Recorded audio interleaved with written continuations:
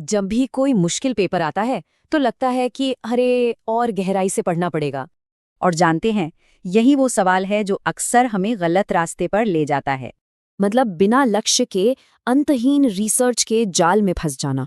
तो सही गहराई वो है जिसे आप बार बार रिवाइज कर सकें। लिमिट ज्ञान की नहीं, रिटेंशन की है। जैसे ही कुछ गड़बड़ होती है, हमारा पहला काम होता है अपनी किताबों को दोष देना। और ये एक ऐसा चक्र है जो गलत सवाल पूछने से शुरू होता है और चलता ही रहता है।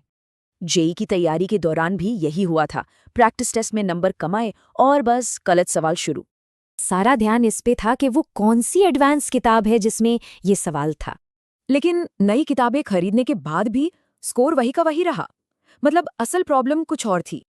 अपनी अधूरी रिवीजन मानना मुश्किल है, किताब को दोष देना आसान।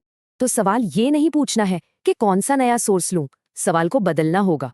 पूछना ये है, क्या मेरे आसान और स्टैंडर्ड सवाल 100% पक्के हैं? ये छोटा सा बदलाव ही काफी है।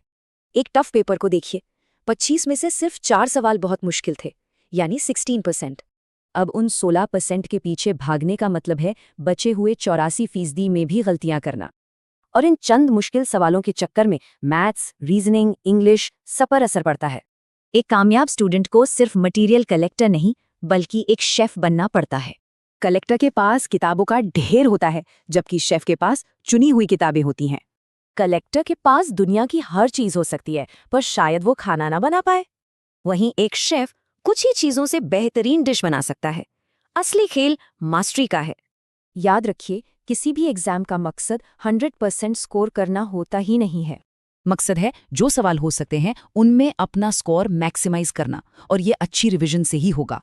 सिलेक्शन उनका होता है जो आसान सवालों में गलतियां नहीं करते। बस यही फाउंडेशन है। तो किसी नए सोर्स के पीछे भागने से पहले जो पास है उसे परफेक्ट कीजिए।